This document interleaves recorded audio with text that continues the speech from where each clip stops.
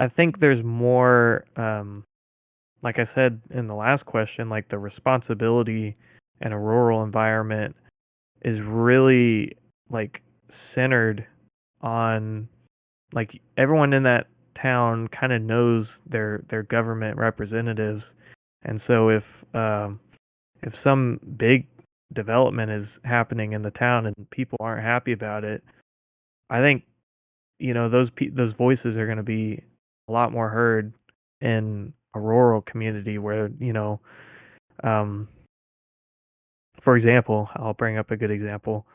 Back in Cleveland, where I'm from, we lived Oh, Cleaver. outside, and we lived by these what do you call it?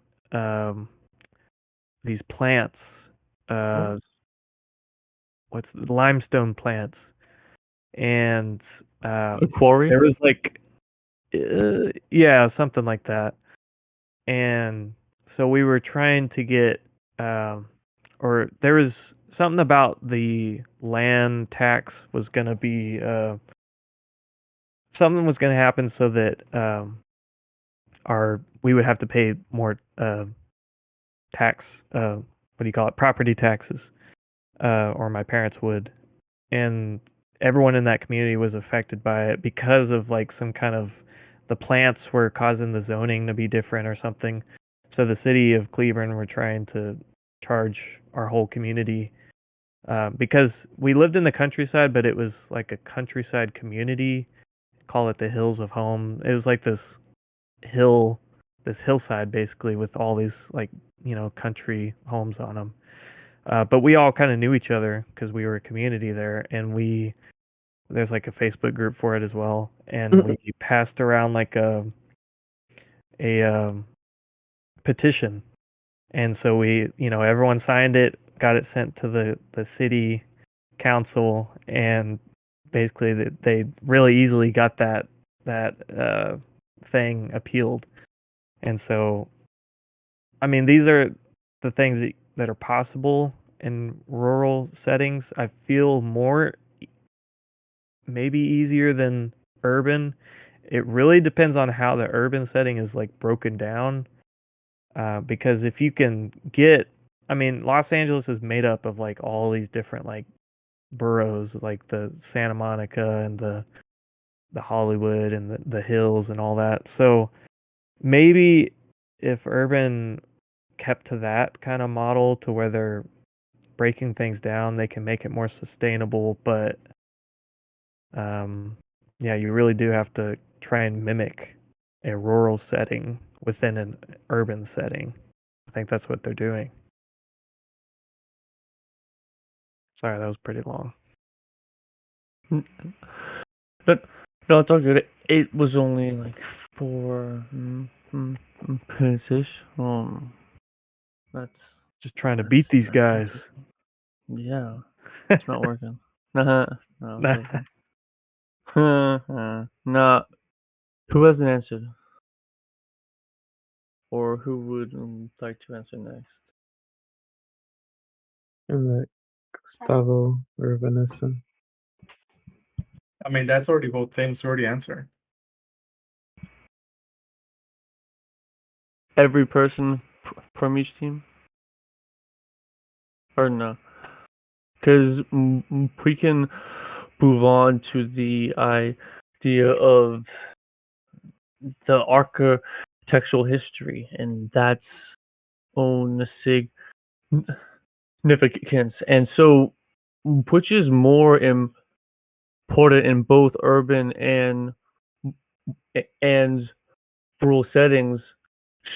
Should we focus on preserving that cultural heritage or promoting progress and modernity? And argue that from your team. So in urban, should we focus on the cultural heritage or on being as modern as possible? Wait, so is this really an argument against each other, or are we answering that question for ourselves? Seems like it's more like we're kind of diving into our own Right. topics. More informational, I guess.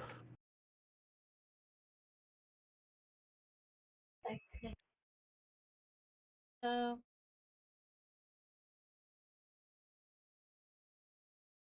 and Japan, but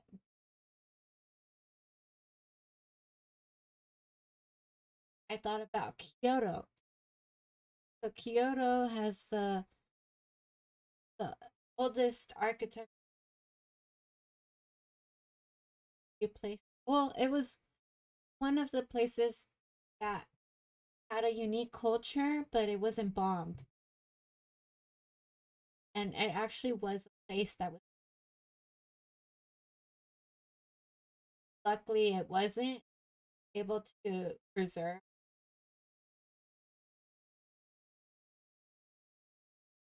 So it's really cool to see because Japan is also a very, not sure how old, but I know it's like really, really, probably a couple centuries. I don't know. It's very old, and so you could start to see some of that characteristics in Kyoto. That was It's a city, but at the same time, surrounding there's like that. I don't. I didn't travel all throughout Kyoto, but it seems like it's kind of, but it's really big. It's basically a city, like architectural, historic, like historic architecture. Then around it, it's like more modern. So, in my opinion, I would say that you can preserve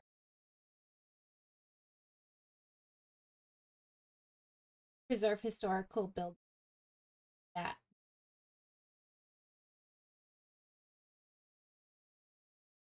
I think is important to culture, see what we. I do think it's important to like kind of even walk through history and how far, as well as still interacting with the side of our human history that learning from. Then another side of, so there's another town city in Japan called Yokohama. Yokohama is pretty much all modern. It looks amazing modern. Well, it's not even town, city. This Yokohama is the second biggest town. I keep saying town. It's the second biggest city in Japan, and it's right underneath Tokyo. So that area by itself is definitely the biggest population in the world, Yokohama. And Yokohama, it's so amazing because you kind of start to, I don't know why it's everything is so neat there. I don't think so. I think it's basically full and it blew The up. bombings, maybe? No, I don't think it was bombed because it was right underneath Tokyo. I think it's too close to Tokyo to. I can only remember of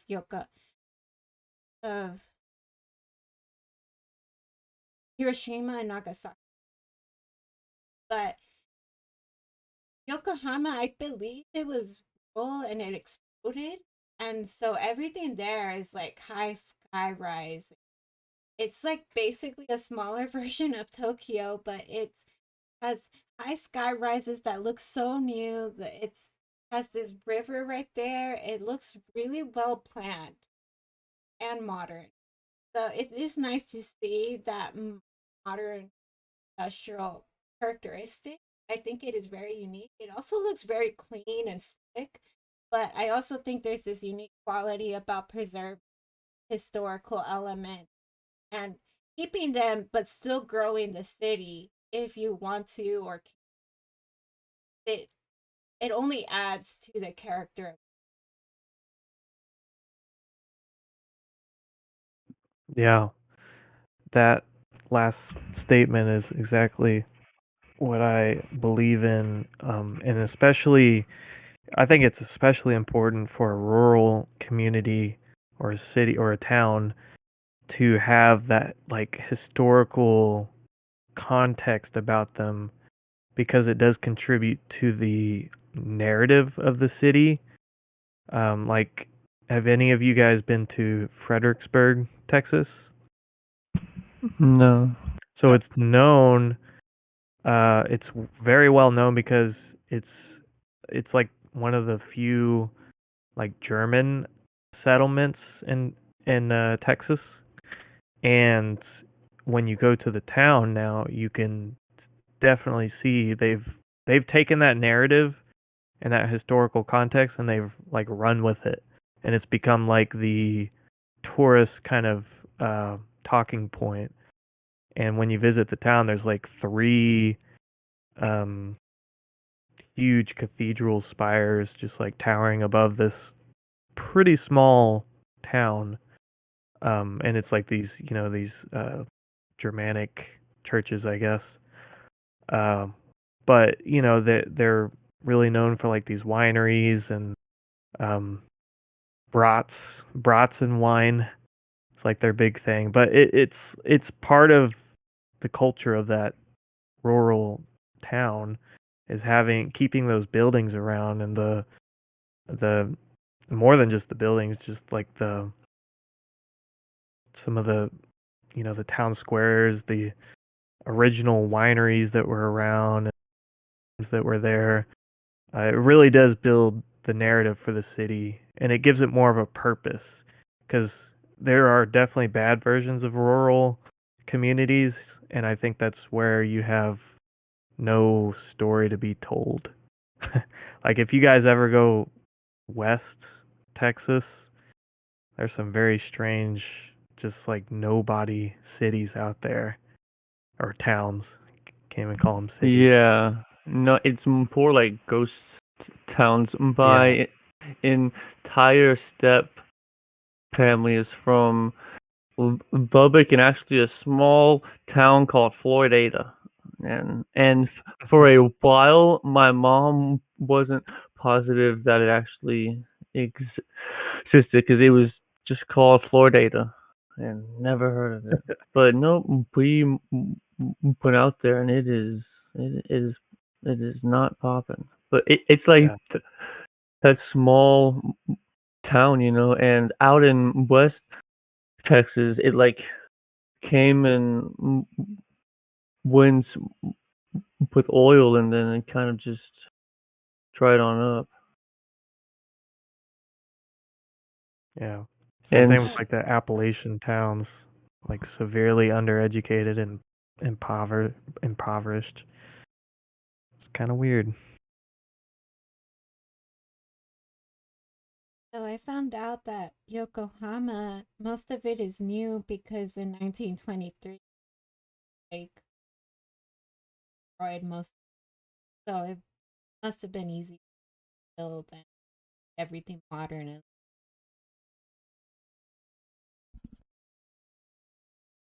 mm, mm. So m- moving into our last category of investments, should should investments flow to rural or urban areas, and what factors should drive those investments there and why?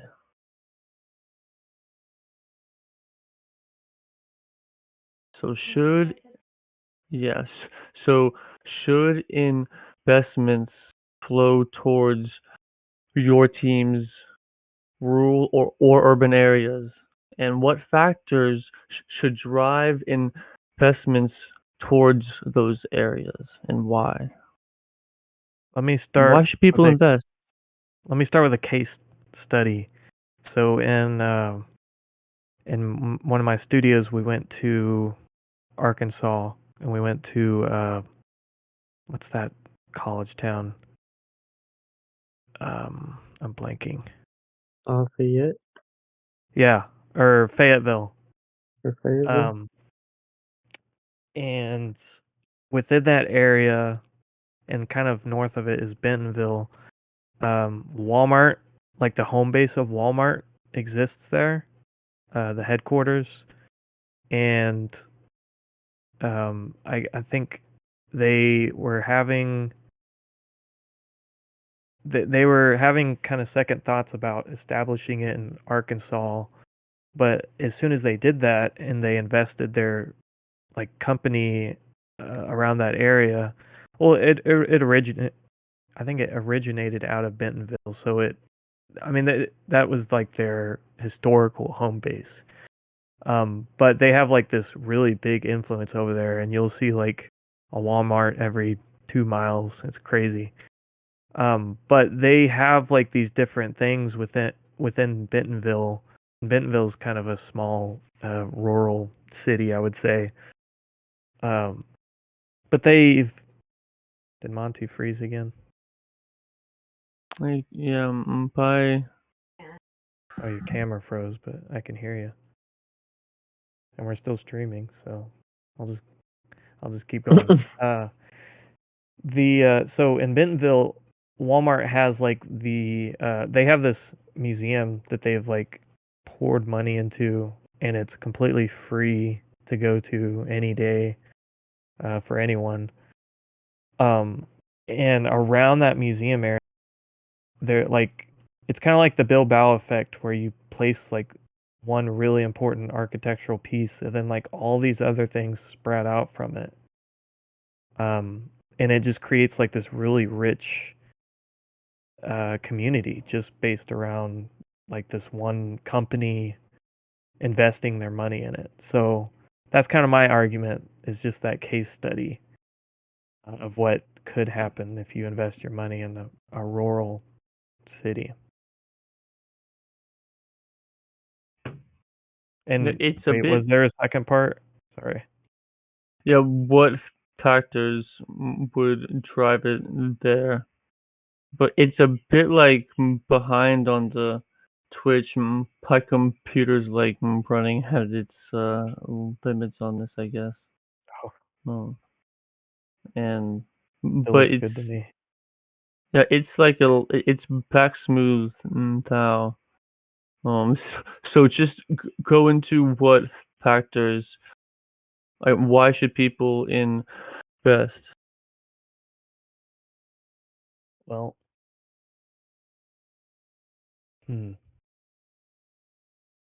this case, there was like you have this monster company sort of bringing its business to the middle, kind of like Southern America, where maybe people existing in that area didn't feel as much represented. And so they kind of bring like the wealth to the area, which brings better buildings and better care and attention to these areas. And you get, I guess, more wealth within the city kind of produces a more rounded city. And like I was saying, like the Appalachian region, there's just these terribly impoverished cities where people are just kind of stuck there, and they don't ever really get out of it, and they don't know that there is like a way out of it, and they don't know that there's a life outside of this like poor area that they're stuck in. So sorry, I feel like I'm rambling kind of off Yeah, topic. The factors, I guess. it has been a bit long. I haven't started that timer, so wrap it up and we can ask Team Urban and give them ample time. Yeah. I would just say that there's like great cultural implications if you can invest in a different part of America, because there's so much land just out here that there's a lot of character that you can find in different parts, as opposed to investing in like the same city core that you're stuck in the whole time.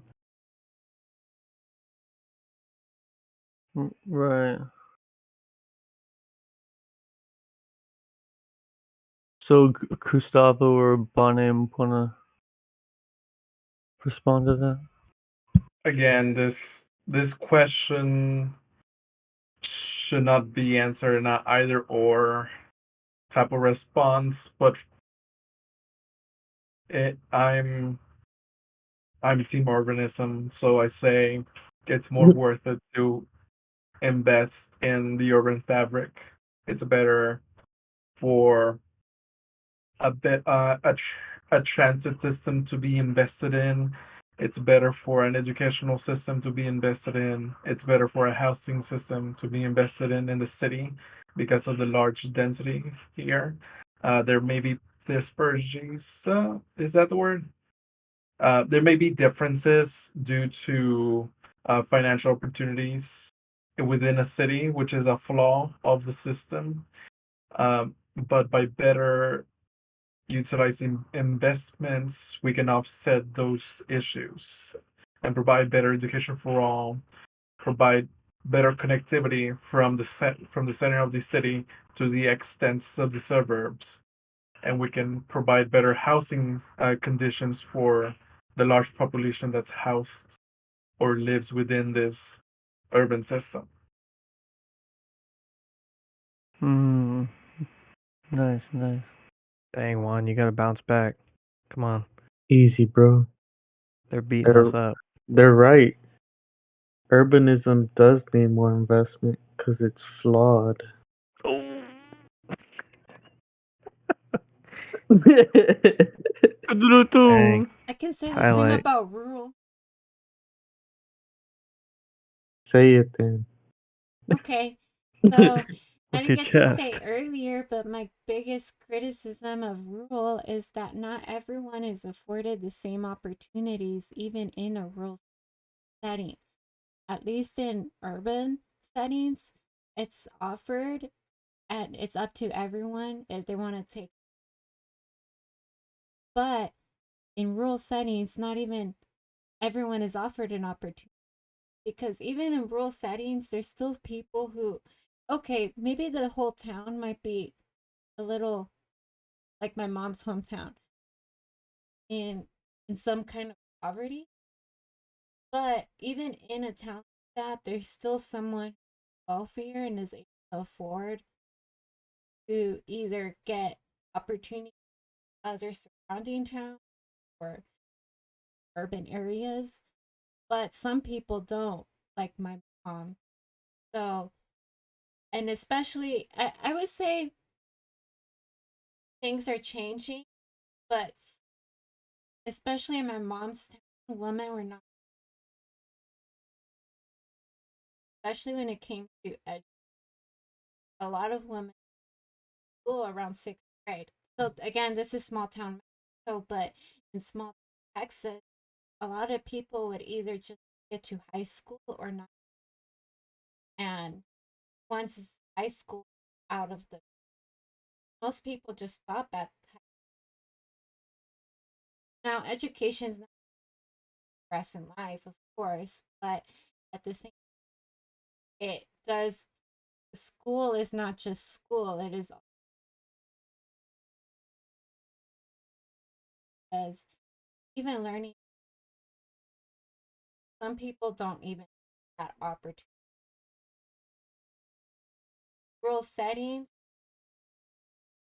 rural settings don't get investment. So the people who are getting investments is, yes, yeah, there's a lot of things wrong in the area. Almost everyone has access to schools, and it's a starting point, the end point. A lot of people in urban areas also this, but if they do, they can progress further, whereas rural areas not given enough. My counter for that would be, are we really progressing in an urban setting? How many people in urban settings know how to grow a simple plant? How many know how to cook? How many know what is actually good for us? How many know how to raise an animal? How many may know how to cook or what is even good to eat in that animal? So are we really progressing in an urban environment, or are we regressing in not knowing all the necessities that we need in life and trying to look for something else because we are trying to be more of an education or innovative civilization? Are we truly being progressive in that way? Because if like we were to be taken out of our homes and put in a forest somewhere, would we survive? So But like is that but truly sustainable? how many people are you with though? Because even take the pilgrim who can grow everything and stick them out alone. It's like, well, yeah, they're gonna be fucked. Well, I'm sure he'll But survive more than the YouTubers that don't know how to do much. Dude, we're YouTubers. Come on. Exactly. That's what I'm talking about. How long would we survive? Dang. never. I How would I we would know that plant find is a city. edible and that plant is something that'll kill us? How do we know eating this animal will give us salmonella or something, or if it's edible for us to eat? I think all that information is readily available online for anybody living in an urban setting. Dang. Stone cold. Dang, bro, chill. Get What 'em happens? What happens in. when online? Y'all need us. Yeah, what happens when online doesn't exist anymore? Exactly. The There's EMP. things called books, sir. Y'all We're need losing us touch to with write them the though. book. Yeah, we need the Hemingways to go out in the rural places to write the books. I mean, whether you're living in an urban setting or a rural setting, it's not society's problem if you don't know how to make yourself a sandwich. That's Oh, that's an internal How, issue. how do you get That's the a skill sandwich? issue right there, man. How do you get that sandwich though? Who gives you that from the meat? store, Who gives you the stuff in the store? I think a factory, because everything is Who hyper gives it to the processed. I think factory? this brings it round to the last kind of topic, which was the fact that we need both of them because Yes. I Right. mean, So, coming in closing here, how could and how can both be combined? And us as future architects, what can we pull from both to have a truly symbiotic and holistic world instead of, oh yeah, those are the country bumpkins over there, and oh yeah, those are the stuck up fucking suits over there, Dang, money, fucking that sounded Yankees. personal. I those mean, Fue kids. un poquito eso. I mean, to a certain extent, we're already working in a symbiotic system. Uh, it's usually the rural communities, the farmlands, the quarries that provide all the raw material that's then processed and delivered as products to the city, and then the produce and then specific products that are made in the cities are then sent back out to the rural towns. It's already a system. I think where the the real problem lies in is in the investments, the proper use of funds and infrastructure, and providing the amenities that we have in an urban setting to a rural to the rural setting. Uh, Access to schools, access to medical facilities, uh, access. I mean, you guys can make your own corn, kill your own cows, but still, it would be a good idea to have some stores nearby rather than having to drive over the weekend to the nearest city to go to Costco or whatever. Vertical farms? Right. So I guess a more pointed question is, in this fusion that we have now, does the suburban, is that successful, and how can that be improved? Because we're kind of stuck in the sprawl. So kind of the question is how can sprawl incorporate both of what y'all find incredible about both? Closing thoughts? Well, I see sprawl as a negative. Some of the points that make up urbanism or walkability, connectivity, mixed use, uh, by having people move further out of the center of the city, that's what's damaging some some of these cities here in America, especially because of the lack of proper transportation. Our Yeah.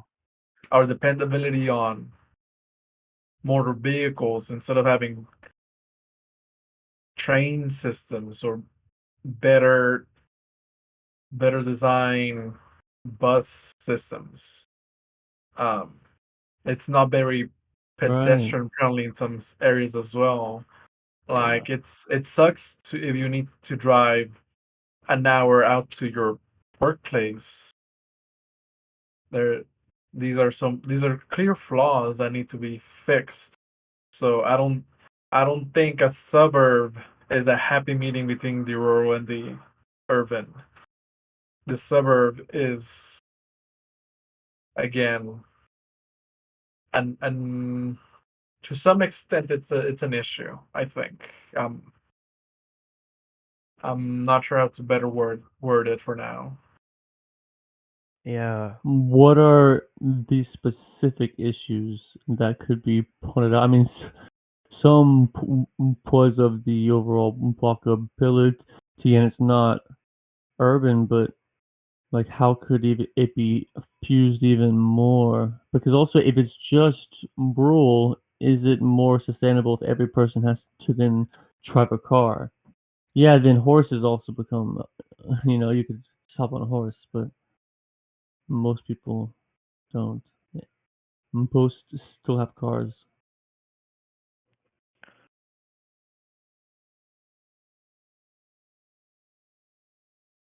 Do, do, do, do, do. Well, I don't Uh, have an issue, I'm but I could think of like one of my favorite examples of probably even where Juan is from, San Miguel de Allende. It is really beautiful, and I feel like it keeps that rural element where it feels like a small town, but it is a bigger town compared to other cities, and it offers more no, services. it's a huge city actually. Yeah, it's a huge city. I'm not I don't know it inside and out like Juan does, but San Miguel de Allende is definitely a beautiful city that does have that rural feeling in a big setting. I would say that's my favorite in terms of like composition of the city. In terms of like my favorite and innovation and services is probably Tokyo. And I guess like my ideal city would be kind of a blend of the two, which is kind of crazy because they're very different. But like I love that small town feeling that San Miguel could give, but I also love the vast transportation and systems of, and I don't feel like any city in the United States comes close to it. I was hoping New York, LA, or even Dallas would get close to that, but no, as I grew up and I saw how separated everything is, I don't, well, I love all these cities in some way. I just don't think they're as efficient in terms of composition and culture like San Miguel de Allende or transportation like yeah. My view on this is kind of based off of, I think, the community topic we touched on, like for the urban group, if they could find a way to like split up the huge urban mass that they have into these smaller communities, things become more manageable. And you split it up in all aspects. You split it up like financially, because you want a distribution of wealth geographically, because the more, I guess, like assets that every area of the city has, the more valuable that city's going to be to go visit or live in. Because think of like Chicago, there's a really bad part of Chicago, and then there's the really good part of Chicago. And if this kind of touches on, like, at some point the city should have just stopped growing outward because the infrastructure of the city couldn't keep up with extending itself that far. And that's how you get the bad parts, because not as much funding is going out that far.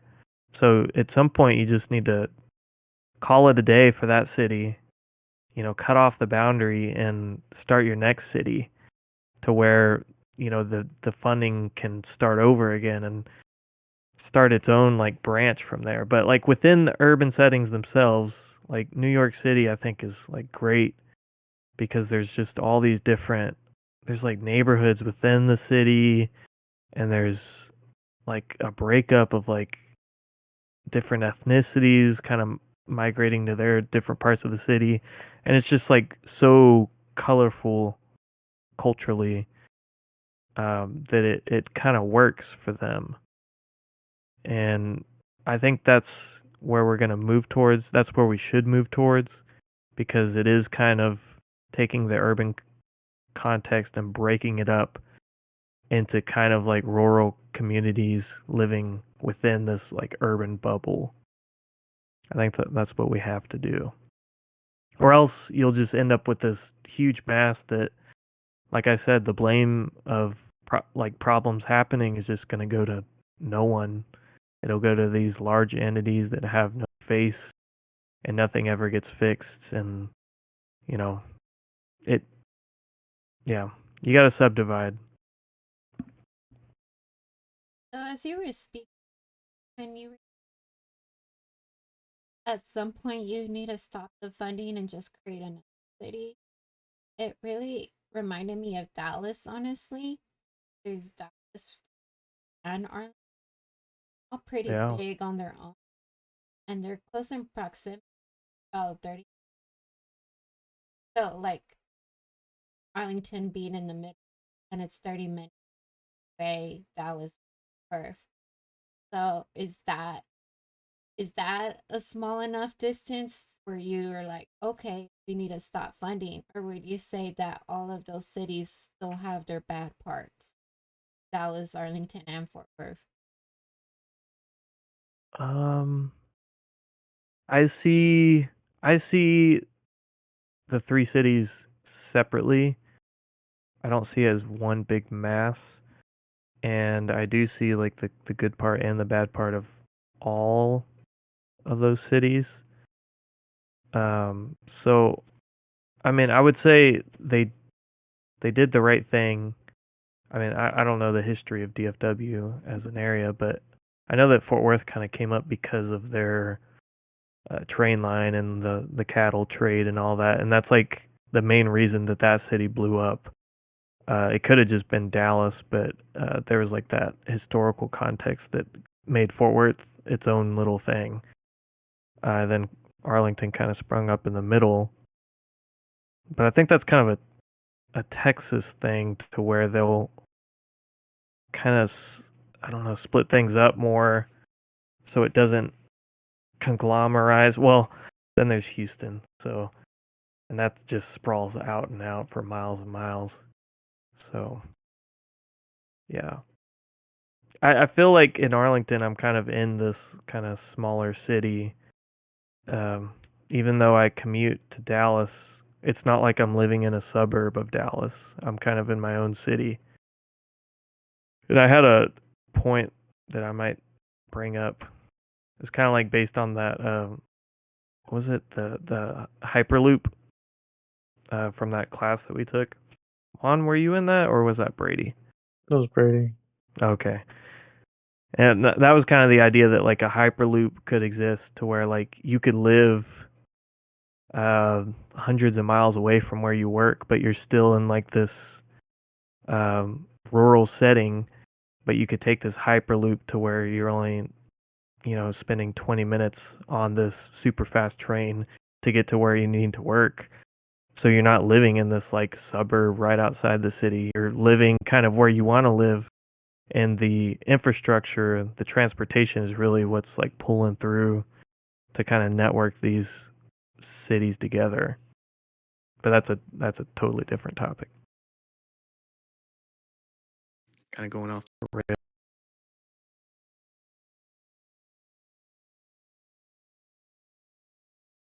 Or on them. Yeah.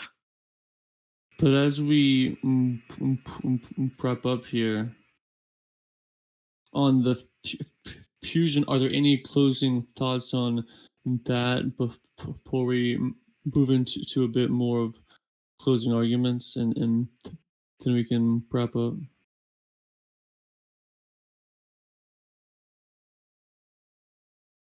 Closing arguments and the debate, or just continuation of these thoughts?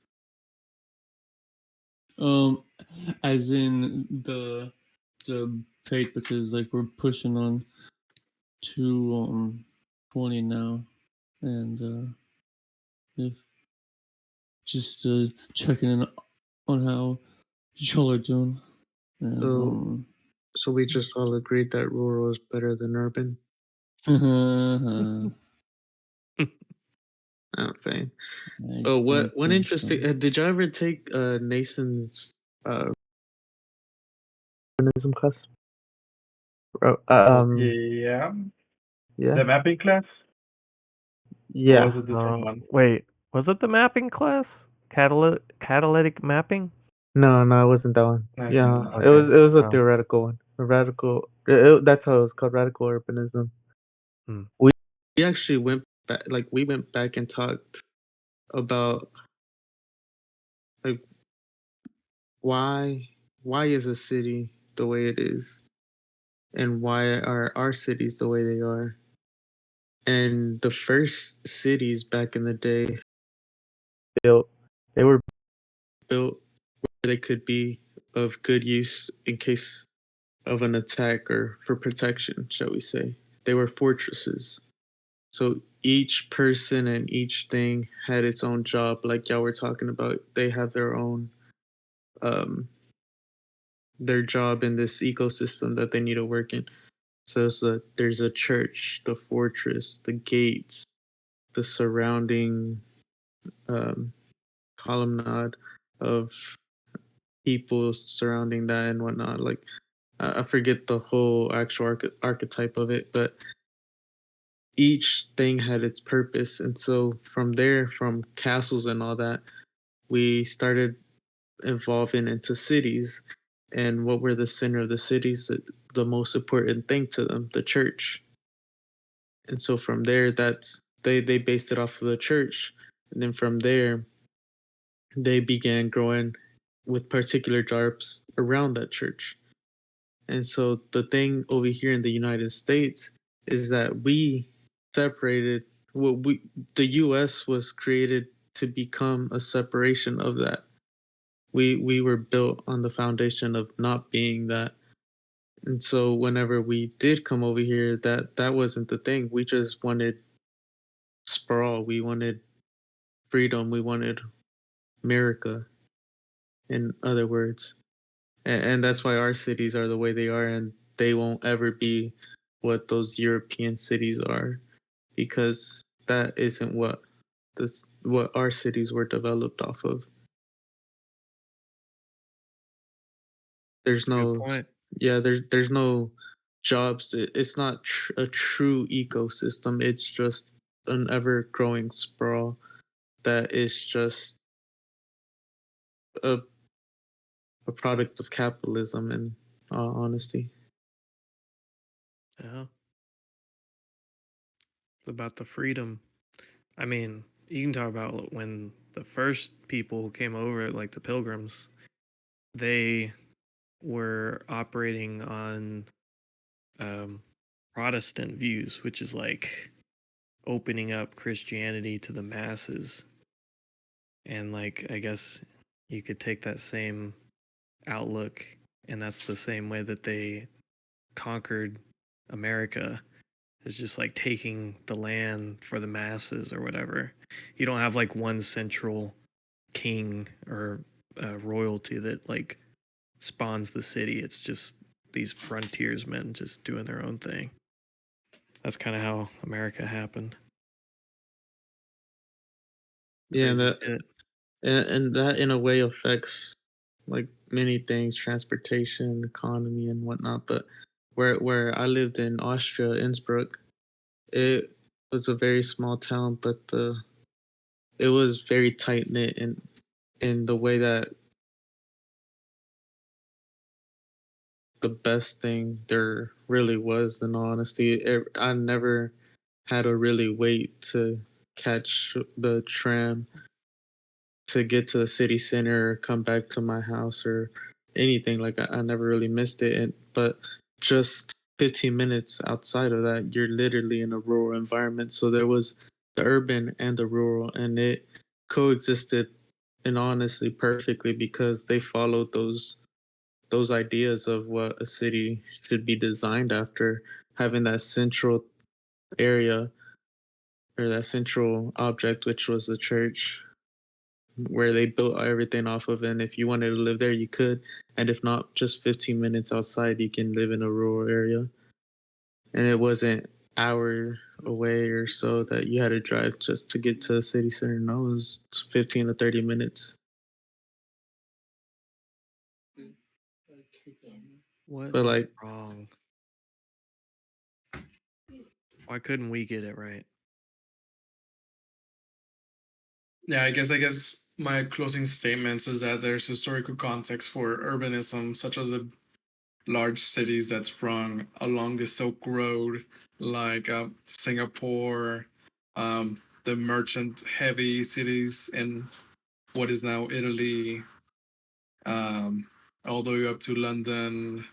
All of these cities were, or are even still today, still large points of economic growth, of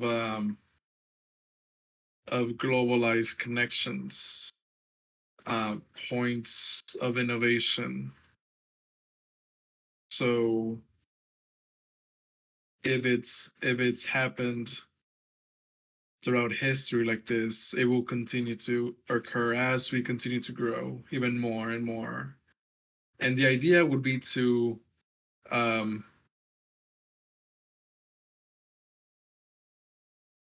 grow upon those designs of the historical context and better our urban systems. So hopefully we can accomplish that in a way that's sustainable, like we've mentioned before. We have to be aware of our current conditions, not only realize that the conditions we live in now, social, economic, environmental, are different from the conditions in which those historical contexts were built. But humanity will continue to thrive in an urban environment. Until we go to the moon. Until we shoot the next colony into the moon and Mars. Or Mars. We become Martian rural. Or and then or how would that go down? Would it be small settlements or one huge Mars empire that sprawls out forever and ever? It will turn into Gundam, where the Martian colony is eventually going to rebel against the Earth Federation, and it'll be a war and Total Recall. Yeah, that too. Total Recall. Arnold Schwarzenegger is going to come down and do his thing. Whoa, what'd you say? Arnold, bro. My boy.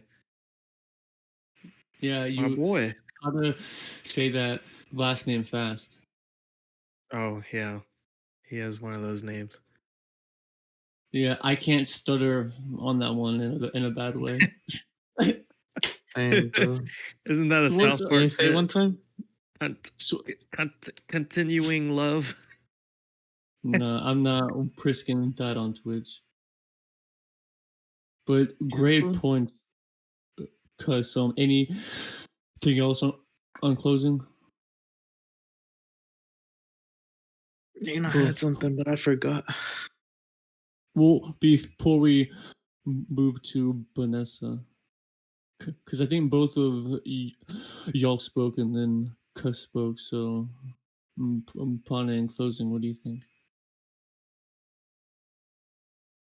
Closing. I had every.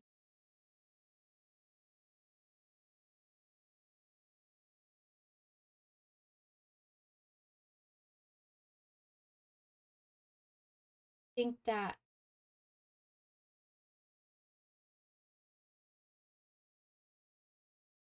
rural because they have a lot and they have most times they have an amazing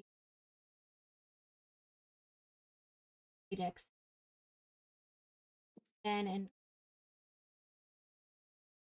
there's just so many flaws, especially that can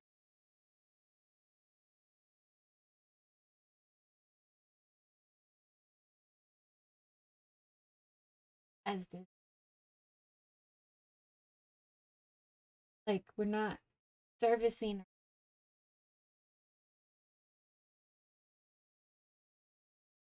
our urban envelope, like the negative spaces in it, maybe even focus on cities also.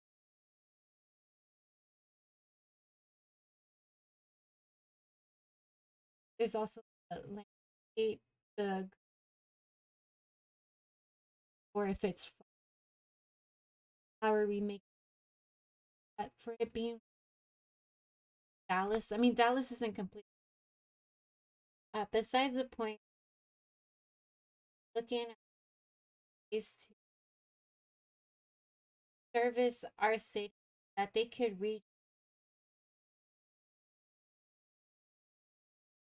all aspects from housing, space, community, all of that. I believe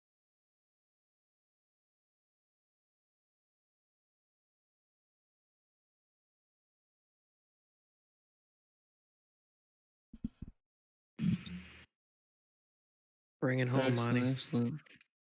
What do you think? Well, thank y'all so much. Me, I am a perpetual fence sitter.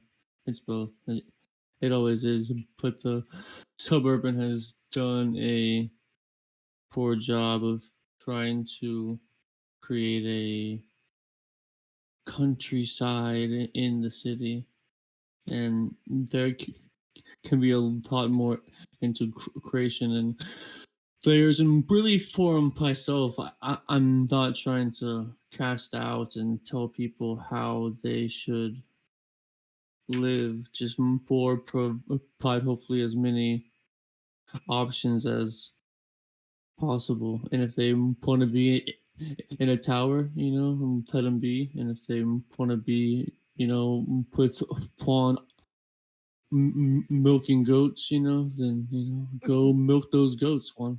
And I mean it'll be fresh ass fucking milk. Or if you want to get super depressed in a high rise tower, you can also do that, But there are some great strong points in where we are now. I mean, cities have clearly pushed us to where we are with the incredible support of all of those current spaces, because I would argue as much as the city person needs the farmer person needs that person able to not farm and able to innovate on their equipment, on their transpo, on their storage, everything. So they really have to have both, because someone has to farm someone has to make that equipment. Yeah. So it both arise mutually, and I find the best definition of architecture to be where things intersect. And because we have the town with the boundary and then that intersects with the countryside, it's not that well defined. Often it's oh yeah, I'm here, and okay, I'm here, but there might be a sign, but it's always an invisible porter of some kind, but the real porter being that housing and or the architecture of it for basically how dense is it. I think there's a happy medium. Like my favorite place probably architecturally Amsterdam. It's only about 4 stories, and it still felt like a true sense of community, and not too many people at once, but really to each his own. And we are forcing people in suburbs or in tiny apartments. Out here, guys, there are apartments that are 150 square feet that are going for thousands of dollars a month. I saw it was 157 square feet, and it was like 2,000.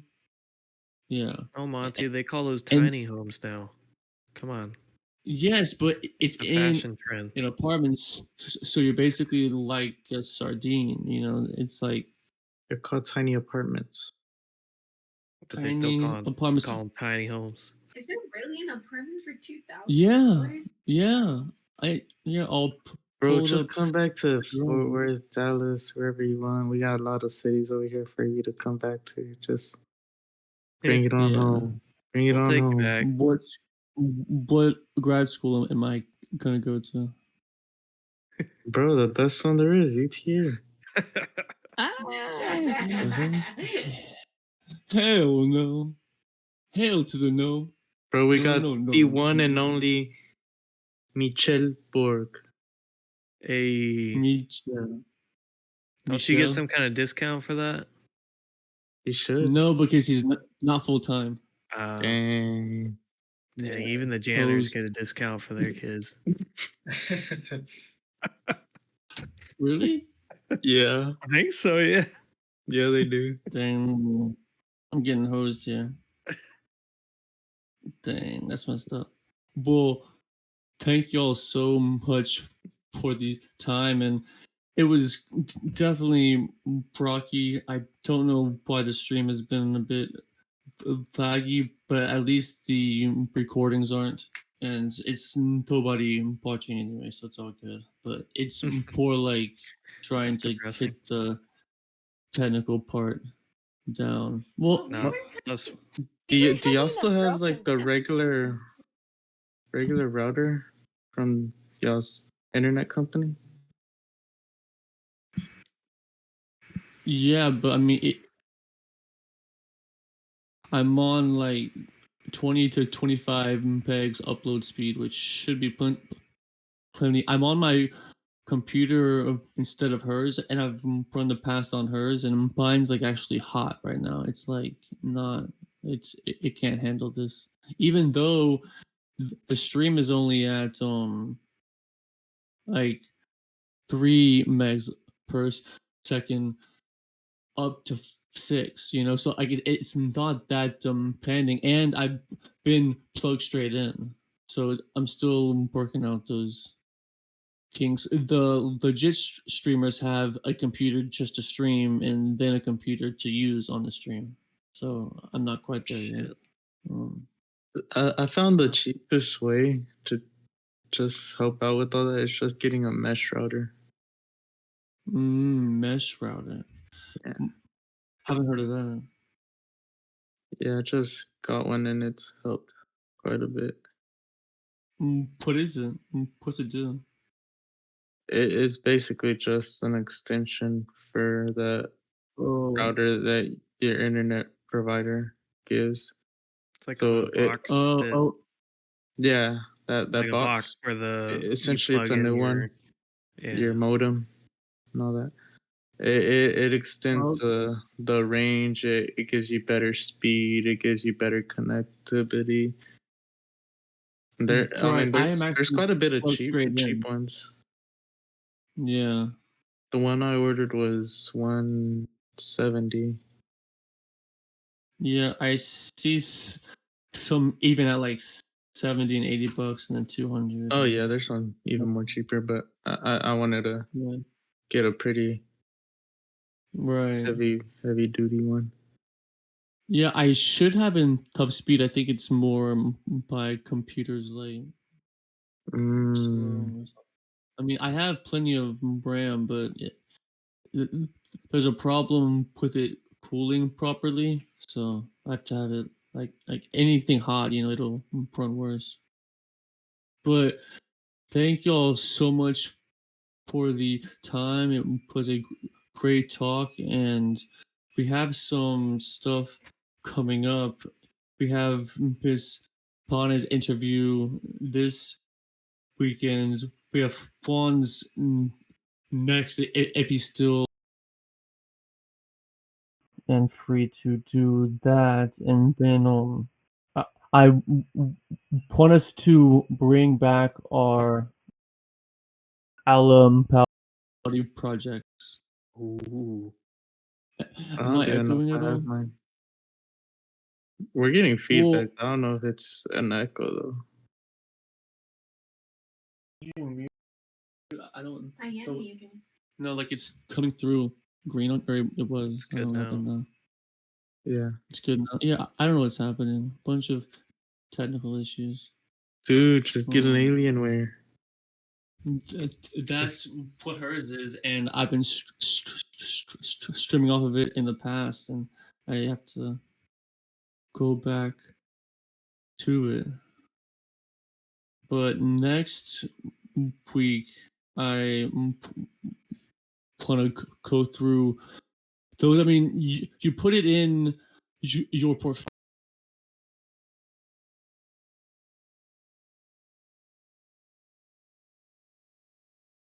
Right, Juan? Or Pop no? open my laptop, which might take Because like I have 2 hours. all the videos. Oh wait, well, then if you have it, then so, you have that drive. What about the actual the posters? board? Yeah, the board. Yeah, I should have that.